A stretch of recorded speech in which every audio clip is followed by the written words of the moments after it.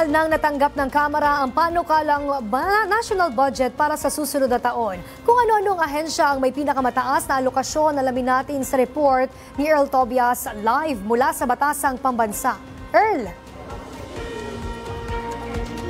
Princess, opisyal na ngang na-turn over ng Department of Budget Management sa Kamara ang proposed 6.793 trillion pesos 2026 National Expenditure Program.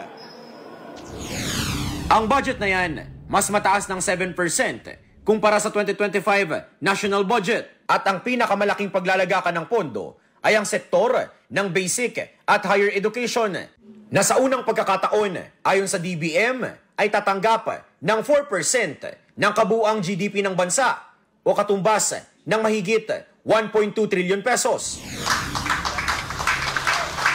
The DBM worked very hard to achieve this breakthrough child responsiveness budget target, and I hope Congress will support us in achieving the administration's goal of nurturing future-ready generations. Pumapangalawa naman sa listahan ng 10 ahensyang paglalagakan ng pinakamalalaking pondo ang DPWH na may 881.3 billion pesos. Sunod dyan ang DOH na may 320.5 billion pesos. Department of Defense na may 299.3 billion at Interior and Local Government na may 287.5 billion pesos.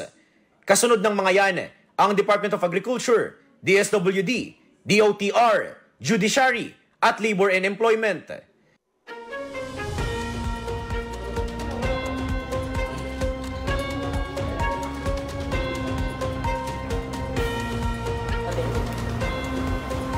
Maraming salamat, Earl Tobias.